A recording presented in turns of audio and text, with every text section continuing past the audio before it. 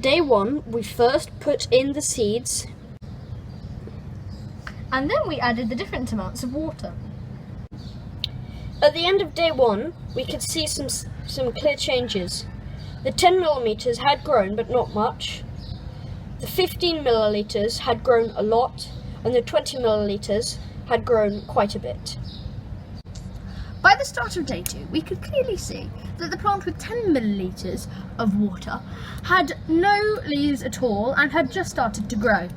We could see that on the 15 millilitres of water we had added, the leaves were well pronounced, quite large, and it was nearly full and done with its growing stage. And with the 20 millilitres, we could clearly see that the leaves weren't as pronounced as in the 15 millilitres, but were still there. It was starting its growing process, but was starting at a very high rate. We can safely conclude from our latest experiment these results. The cress that has 15 millilitres of water grew the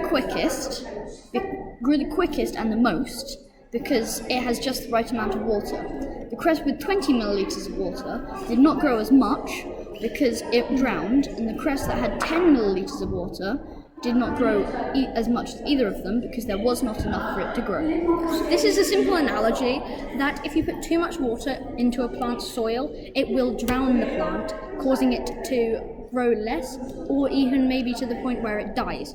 But if you put too little, it will just shrivel up and die. But if you put the perfect amount, which we thought for our cress is 15 millilitres, which we were correct, it will actually sustain the plant and it will not die. Thank you for watching. Bye.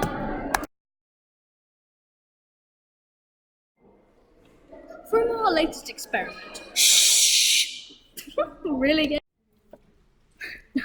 From the results from our experiment that we have just finished, we can conclude that the cress that has 15 millilitres of water grows the quickest, because with 20 millilitres the water drowns the cress, and with 10 millilitres it is not enough for it to grow. We can also conclude that the water with the least will